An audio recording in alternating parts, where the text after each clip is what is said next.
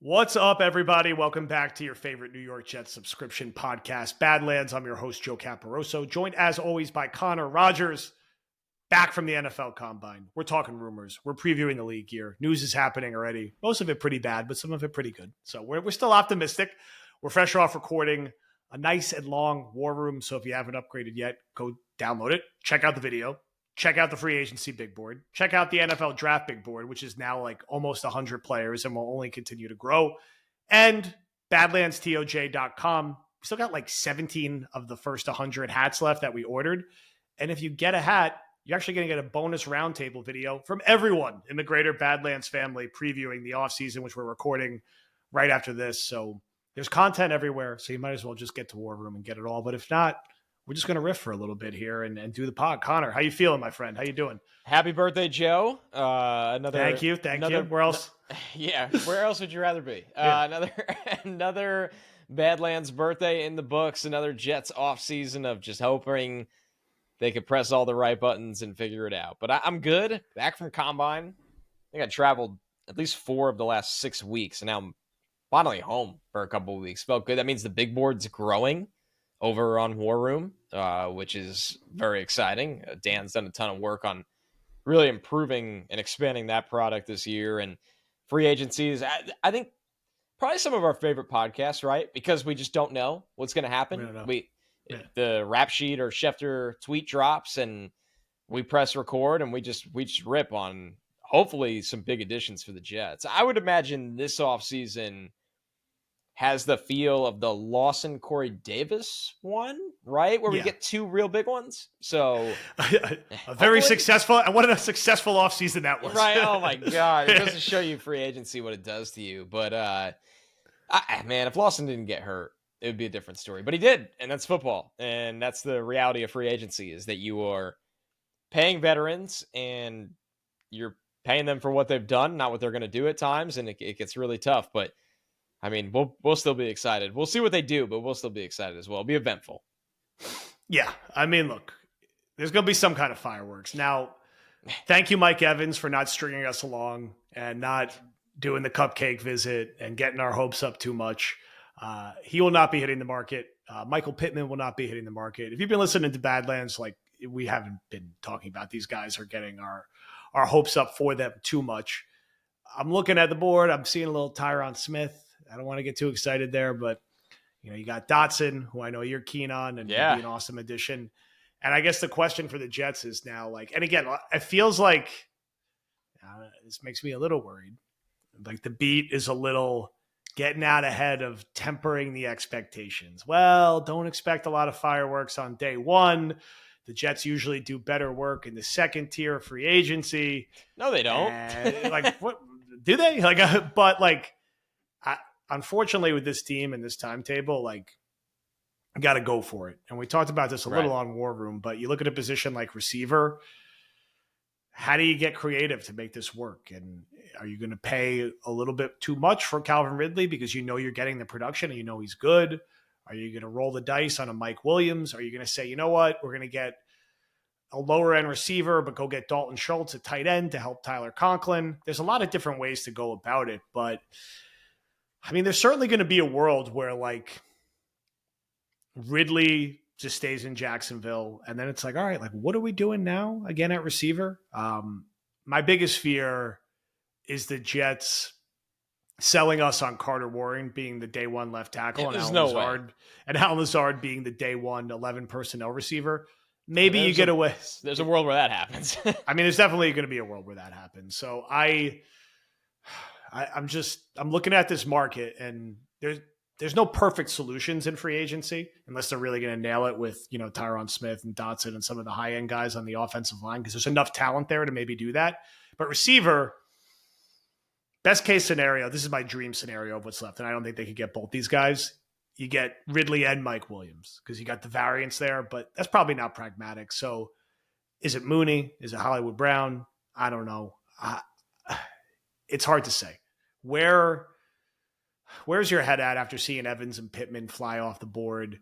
And is there something like big and creative we're not thinking of here? Are the Jets going to surprise us? Are they really like pre-selling this like second tier Aaron Brewer, MVS, Tyrod Taylor are our top big three signing offseason, and think they're going to be able to get away with that. Like, what's the buzz on the ground even in Indy coming around this stuff? Well, it's funny you brought up Dalton Schultz because he got extended right before we sat down to record. Awesome. So it just goes to show you how this goes, right? I meant Hunter Henry when I said Dalton Schultz. Right, and he'll be gone too. No, I'm just kidding. But right, I've seen both ways and heard it both ways when I was out in Indy, is that the Jets are gonna, come out with the big wide receiver splash in free agency. And I kind of hope that wasn't right, because it was pretty predictable that none of these guys would make it to the market, right? I mean, realistically, like, we knew Higgins wouldn't. Michael Pittman Jr., there's just no way the Colts just let him walk to the market. Mike Evans didn't make it. And then after that, it's a lot of, Calvin Ridley, if he's the only guy out there, he's going to get $20 million a year. So that's not particularly enticing. But when you look at it, for me, I just go back to logic. And I try to also, when you apply logic, go to Aaron Rodgers' mind. He's got to be thinking, we need pros on this offensive line. I need guys that I can communicate with. I need guys that have high-end awareness. I need guys that are going to keep me upright, because I don't have a lot of time left. And the more time I miss just means we're getting closer to the end here. So, he said he might have 4 more years. Did he say that today. Recently? 2, 3, 4 years. We'll see. Good for him. I mean, hell, we wouldn't complain if he's still playing at a high level. So he might really do the Tom Brady thing, by the way. It wouldn't be shocking. But it's on the Jets to make sure that he's not miserable here. Yeah. I think I've said from the jump, I think the Jets are coming out of free agency day one and signing one of the interior offensive linemen just to fill a spot right away where it's okay. And you notice how, and I think Kaz did say he thinks ABT's playing tackle, which is the first we've heard of that. I like to hear that. Now, it wasn't like locked in, but it was a kind of a lean. So if that's, the Jets are clearly not announcing where ABT is going to play, because it's predicated on what happens in free agency.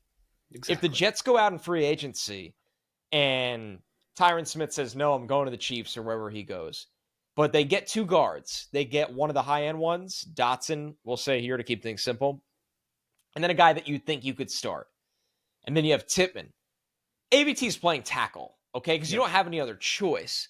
And then you're probably drafting one at 10. But say you go out in free agency and you get Tyron Smith and Mike Onwenu. That would be shocking, by the way, if they pulled that off. Shocking. Listen, please surprise us. I would be ecstatic if those were their two signings. Right. And they're going, okay, well, we're actually going to move ABT back to left guard next to Tyron. We're going to play Onwenu at right tackle, and we're going to play Tippmann. We're going to keep Tippmann the mystery guy. So we go into the draft. There's always a mystery guy. Needing a guard or a center.